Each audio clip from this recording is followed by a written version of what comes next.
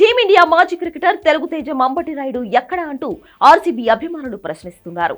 IPL 2025 సీజన్లో వివాదాస్పద వ్యాఖ్యానంతో తరచూ వార్తల్లో నిలిచిన రాయుడు ఐపీఎల్ రీస్టార్ట్ తర్వాత కామెంటరీ ప్యానెల్లో కనిపించడం లేదు.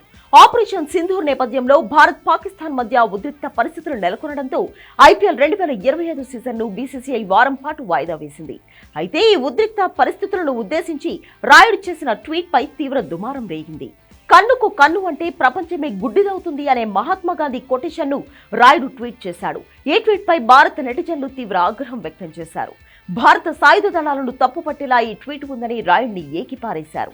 తన తప్పును తెలుసుకున్న రాయుడు వరుస ట్వీట్లలో వివరణ ఇచ్చాడు.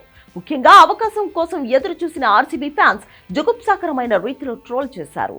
ఐపీఎల్ 2025 సీజన్ రీస్టార్ట్ కాగా ఐపీఎల్ కామెంటరీ ప్యానెల్లో అంబటి రాయుడు కనిపించలేదు. రాయుడుపై బీసీసీఐ చర్యలు తీసుకున్నట్లు ఎలాంటి అధికారిక ప్రకటన కూడా రాలేదు. రాయుడు మాత్రం కామెంటరీకి దూరంగా ఉన్నాడు.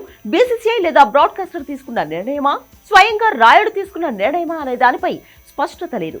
మరోవైపు రాయుడు తన కామెంటరీలో చెన్నై సూపర్ కింగ్స్ ధోనికి మద్దతుగానే ఎప్పుడూ మాట్లాడేవాడు. ఈ విషయాన్ని అతను బహిరంగంగానే అంగీకరించాడు. ముఖ్యంగా ఆర్సీబీ జట్టును తక్కువ చేసేలా మాట్లాడి ఆ ఫ్రాంచైజ్ ఫ్యాన్స్ ను రెచ్చగొట్టేవాడు.